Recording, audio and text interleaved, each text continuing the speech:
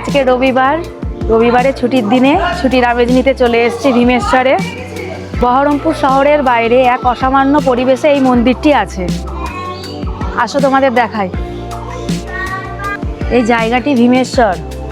এই জায়গাটির ভীমেশ্বর নাম হওয়ার কারণ হচ্ছে, লোককথায় যেটা প্রচলিত রয়েছে তা হচ্ছে, আমাদের মহাভারতের পঞ্চপাণ্ডব তারা যখন বনবাসে গিয়েছিল তখন ভীমের যে যাত্রাপথ ছিল সেটি এই স্থানের উপর দিয়ে যায়। আর তখন ভীমের গদা এখানে কোনো কারণে রাখা হয়েছিল। সেই গদা আজও এখানে অবস্থিত রয়েছে। তার অধিকাংশ মাটির তলে গাঁথা রয়েছে, আর কিছুটা অংশ মাটির উপরে এরকমভাবে বেরিয়ে রয়েছে। গদাটির সাইজ, এরকম আমি হাত রাখলাম, সাইজটা তোমরা বুঝতে পারছো। এই গদা সত্যি করেই ভীম ছাড়া আর কারিবা হতে পারে। সেই সময় থেকে এই গদা ভগবানের প্রতীক হিসাবে এখানে পুজো হয়ে আসছে।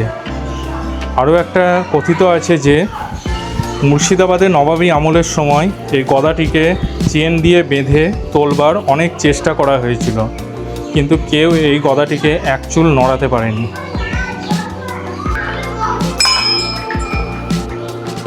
এই সামনে এই মন্দিরের শিবলিঙ্গ।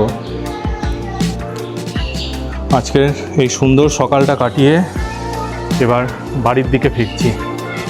আবার অন্য কোনো দিন সময় বের করে এখানে আসতে হবে। এত সুন্দর পরিবেশ যে এখানে একবার এসে মন ভরবে না।